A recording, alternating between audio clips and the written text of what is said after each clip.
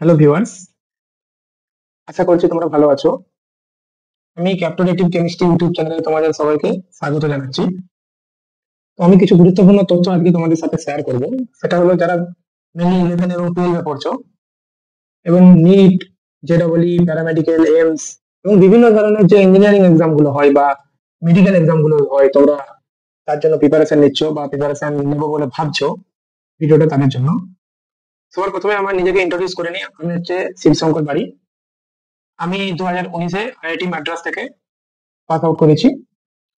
তারপর 2021 সালে আমি পিএইচডি অ্যাডমিশন নিই এবং যাদবপুর ইউনিভার্সিটিতে আমি পিএইচডি করেছি।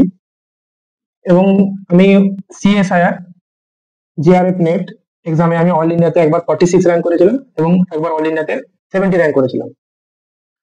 এরপর আমি government of India, ministry of tribal affairs এর আন্ডারে যে স্কুল আছে তেলেঙ্গানাতে, তো সেখানে আমি পিজিটি কেমিস্ট্রি মানে পোস্ট গ্রাজুয়েট টিচার কেমিস্ট্রি হিসাবে কিন্তু জয়েন করেছি। তো এটাই অল অ্যাবাউট মি। তো আমি তোমাদের সঙ্গে কিছু ভিডিও লঞ্চ করতে চাই বা তোমাদেরকে ভিডিও শেয়ার করতে চাই। সেটাই এই সিরিজ অফ ভিডিও আসবে এই ইউটিউব চ্যানেলে, যেখানে তোমরা চ্যাপ্টার ভিত্তিক এমসিকিউ পাবে। ধরো প্রথম অ্যাটমিক স্ট্রাকচার থেকে শুরু করে পিরিয়ডিক টেবিল, কেমিক্যাল বন্ডিং এর সমস্ত ভিডিও যে এমসিকিউ গুলো, চ্যাপ্টার ভিত্তিক এমসিকিউ গুলো পাবে। কখনো কখনো একটা পার্ট 1 এ হবে, কখনো কখনো পার্ট 2 তে হবে। ঠিক আছে?